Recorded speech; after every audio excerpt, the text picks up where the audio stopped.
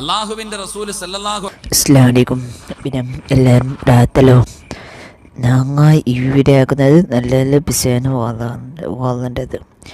എല്ലാവരും ഈ വീഡിയോത്തിന് പൂർത്തി നോക്കണം. പിന്നെ ബില്ലൊക്കെ ഉണ്ടോ, റെഡ് ബില്ലൊക്കെ ഉണ്ടോ, പിന്നെ എല്ലാവരും ഷെയർ. അള്ളാഹുവിൻ്റെ റസൂൽ സല്ലല്ലാഹു അലൈഹി വസല്ലമ തങ്ങൾ പറഞ്ഞു, ദുആ ചെയ്യുമ്പോൾ കരയണം.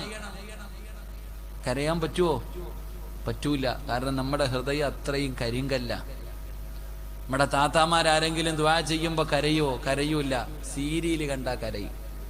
ഞാൻ എപ്പോഴും പറയും, ഈ അടുത്ത് ഞാനിങ്ങനെ ട്രെയിനിൽ യാത്ര ചെയ്യുമ്പോൾ, ജനശതാബ്ദിക്കകത്ത് ഞാനിങ്ങനെ ട്രെയിനിൽ യാത്ര ചെയ്യുമ്പോൾ, ഞങ്ങളിരിക്കുന്നതിൻ്റെ തൊട്ടപ്പുറത്തെ സൈഡിലൊരു താത്ത, അതിൻ്റെ ഇറച്ചി തിന്നുമല്ല കേട്ടാ, അള്ളാഹു പുറത്തേരട്ടെ, ഞാനൊരു ഉദാഹരണം പറയാം.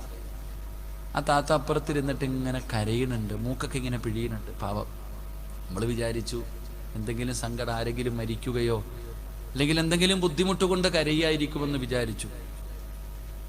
അവസാനം ഞങ്ങൾ റെയിൽവേ സ്റ്റേഷനിൽ ഇറങ്ങാൻ വേണ്ടി, സ്റ്റോപ്പെത്തിയപ്പോൾ ഇറങ്ങണമല്ലോ, ഇറങ്ങാൻ വേണ്ടി ഇങ്ങനെ ഇറങ്ങിപ്പോകുമ്പോൾ ഈ താത്ത കരയണത് സീരിയൽ കണ്ടിട്ടാ, മൊബൈലിൽ കണ്ടുകൊണ്ടിരിക്കുക. അല്ലാഹു അലം. ഇന്നത്തെ പെണ്ണുങ്ങൾ അങ്ങനായിപ്പോയി.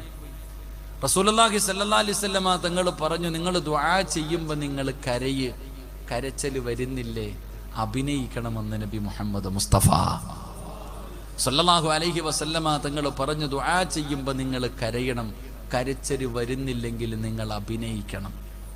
അതിനും പറ്റൂലേ?